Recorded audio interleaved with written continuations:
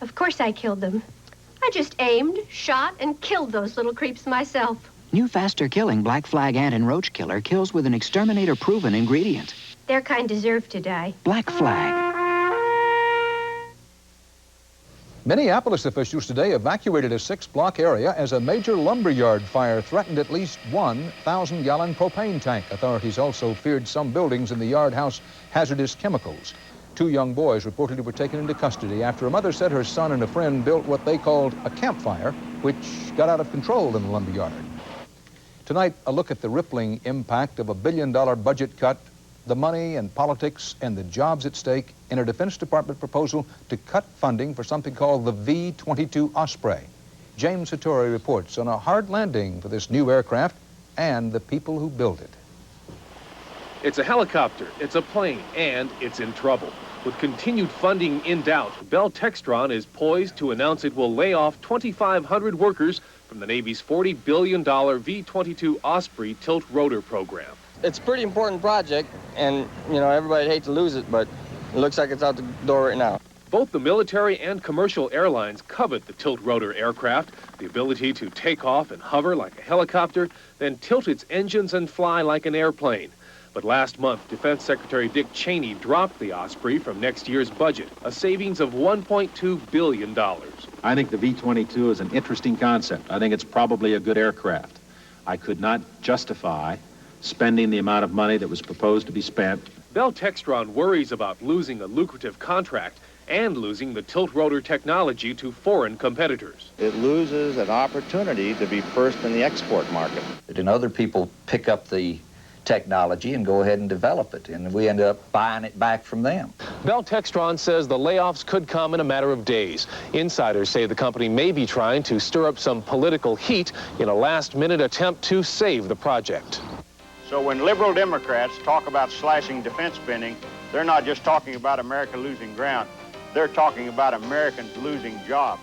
Republicans made defense jobs an issue during last year's presidential election. Bush said if Democrats got in there, that we was going to lose it. Well, Republicans got in there. That's telling you something right there. The Osprey's fate may rest in the hands of Democrats, including House Speaker Jim Wright, in whose district the aircraft is being built, but who now faces problems of his own. And without some serious arm twisting and Texas politicking, the Osprey may never get off the ground.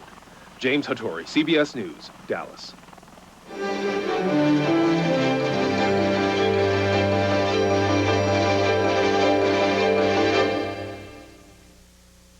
Motor Trend's Car of the Year Award. The automotive industry has always taken it seriously.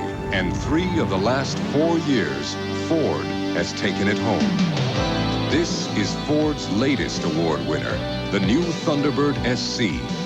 It's not only Motor Trend's 1989 Car of the Year, it's further evidence Ford is winning the world over. Have you driven a Ford lately?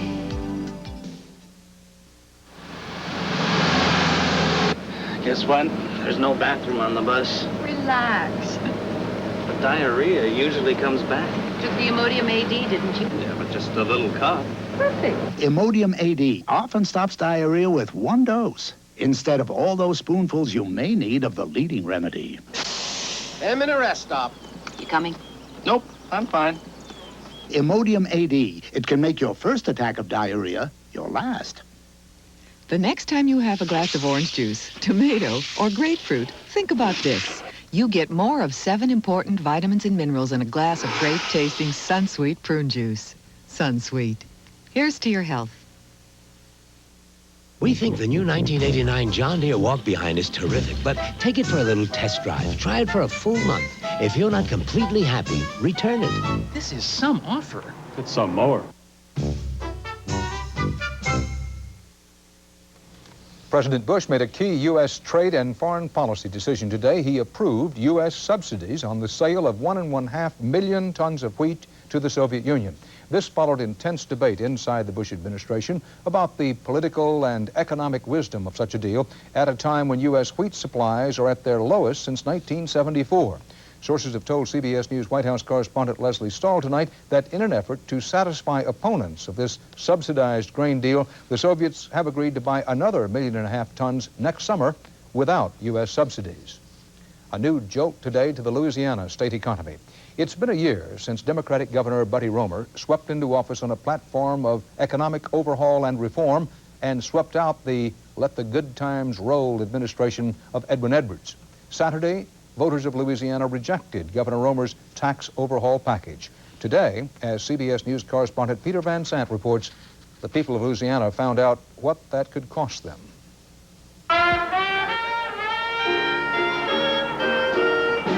The blues on the streets of New Orleans are now being sung in the governor's mansion after voters resoundingly rejected new taxes, digging Louisiana's already troubled economy ever deeper in debt and forcing reform-minded Governor Buddy Roemer to scramble his way out of a new financial crisis. I would have rather rebuilt roads and schools and our future, but we didn't quite get that done. So now under the law, I've got to look at about $700 million in cuts. The massive cuts will be felt across virtually all income levels. The poor will see dozens of vocational schools disappear and several charity hospitals which treat the penniless shut down. If charity hospital has to close, then it's going to fall on the private sector to assume that responsibility. And I don't think they're prepared to do that either. Hardest hit will be education in a state which already has one of the nation's worst school systems. Funding for colleges and universities will be gutted by more than $110 million.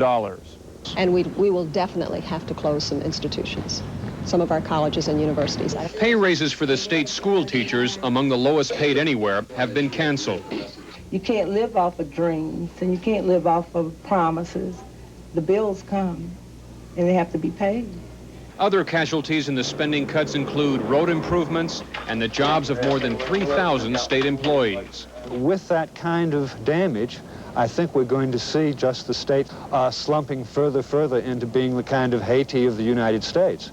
I think it's going to really affect the psyche of Louisiana to realize that it's another poor southern state. There are new ideas for raising money, including a state lottery. But for now, Louisiana's economy is one long sour note. Peter Van Sant, CBS News, Baton Rouge.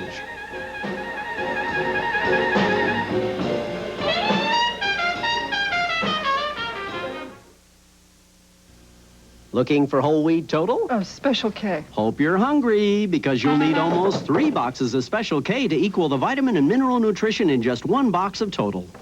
Maybe grape nuts. You'll have to put away 4 boxes. Strength Tums EX. Heartburn strikes, Tums strikes back. Heartburn's gone that fast.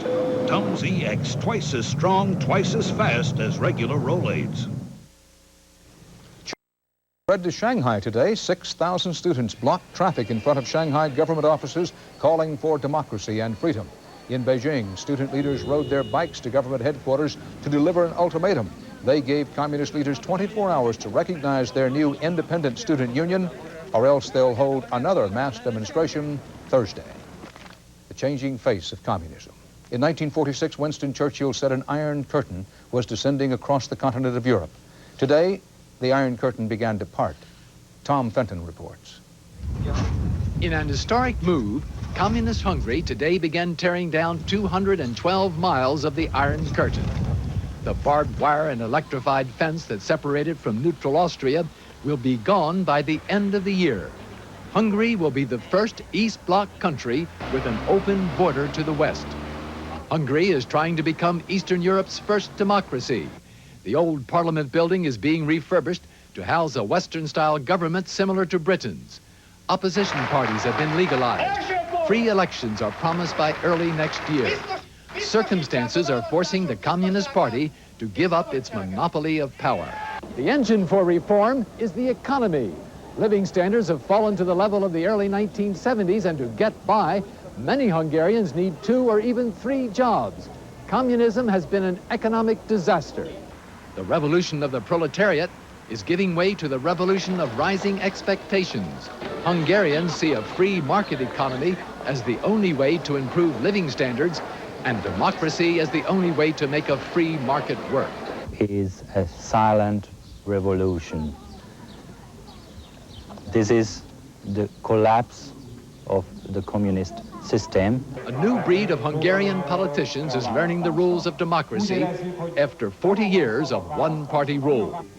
Leaders of the anti-communist opposition know they're advancing through a potential minefield. It can happen that after a half year, if you return, you will see a military government with a new martial law in Hungary. But these are heady times in Hungary. The intelligentsia and the younger generation, like medical student Kathleen Vardy, see this as an historic opportunity to change the course of history. We know what we don't want and we know what we want. So I think that our generation is a good generation and we will change Hungary tomorrow. The older generation briefly shared the same hopes until Russian tanks crushed Hungary's earlier experiment in democracy. The leaders of the 1956 anti-communist rebellion were shot and dumped into anonymous graves. In another historic move by the government, they are now to be given a decent burial.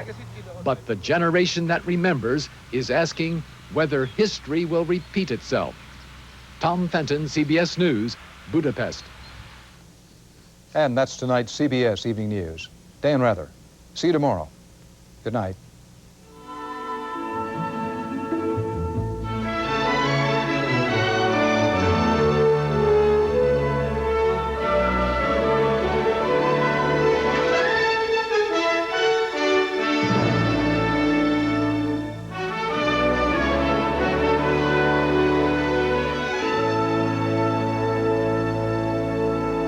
I'm Harry Smith. And I'm Kathleen Sullivan. Tomorrow, how one country is solving the abortion right-to-life controversy. Also, Jerry Marsden remembers Jerry and the Pacemakers on CBS This Morning. This is CBS. A lot of my income used to go to federal taxes. Not anymore. I invested in First Investors Tax Exempt Fund. First Investors Tax Exempt Fund is insured and has delivered a dividend check month after month after month since 1979. And not 1 cent of the dividend goes to Uncle Sam. For a free prospectus, call First Investors, the prudent mutual fund people. First Investors Tax Exempt Fund. Every month since 1979.